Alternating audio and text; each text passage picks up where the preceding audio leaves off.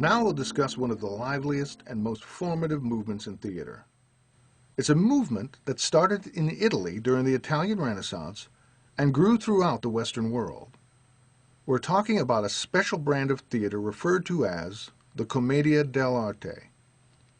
Commedia dell'arte, translated from the Italian, means the professional players or the professional comedians. It's the first time in theater history that we have individuals making a living at putting on plays, the first professionals in the art of theater. Previous to this, plays were put on as amateur productions. Another important first instituted by the Commedia dell'arte is that it is the first time we see women performing on stage. Prior to this period, all of the roles, even the female characters, were performed by men. This tradition continued in other parts of the world, including in England, where Shakespeare's female characters were played by men or members of the boys' companies.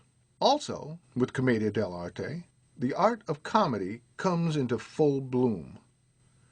Many of the elements of comedy that are still used today were instituted and perfected by the Commedia dell'arte.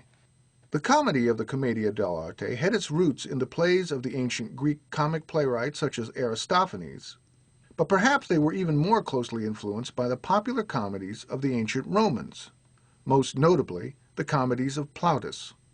The plays of Plautus, who lived between 254 and 184 BC, have all the same elements found in the improvisations of the Commedia dell'arte. Plautus's plays were immensely popular during his lifetime, and, as evidence from their influence on the Commedia dell'arte, which came into existence nearly 16 centuries later, have been influenced on the formation of all comedy. Plautus's plays introduced such perennial comic types as the nagging wife, the sidekick, and the arrogant fool.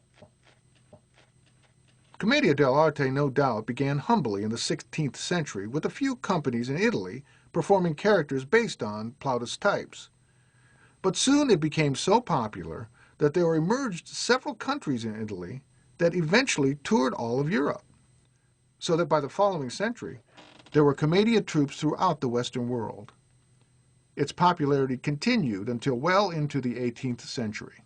To understand the Commedia dell'arte and its impact on comedy and theater, we need to be aware of three elements central to all Commedia dell'arte troupes: the art of improvisation, the employment of stock characters, and the use of standard comic business referred to as lazzi.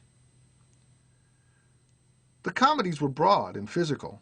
As we will learn later, the term slapstick came from the Commedia dell'arte. The circus clowns with which we are familiar are descendants of the Commedia dell'arte stock characters. First, it is important to know that Commedia dell'arte performances were accomplished at the art of improvisation. Improvisation is the art of creating play productions without scripts. Some improvisation is done by creating characters and action on the spot. Each player adapts to the action of the other players, and they create a scene without knowing how it will end. Another type of improvisation is where situations and scenes are improvised in the rehearsal process, and then a series of scenes are created and prepared from these rehearsals.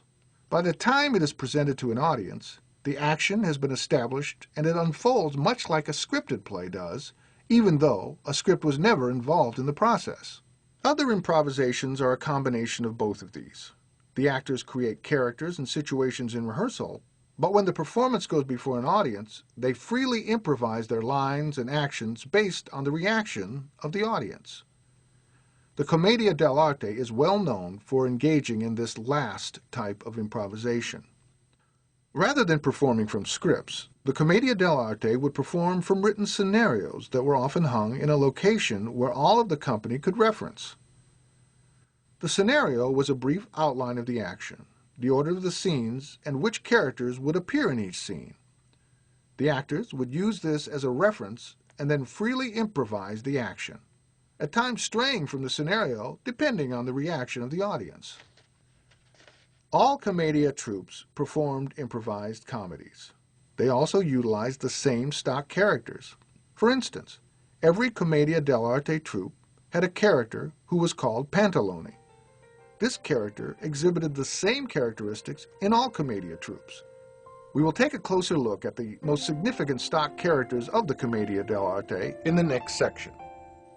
Now, go to your task for this section and complete your assignment.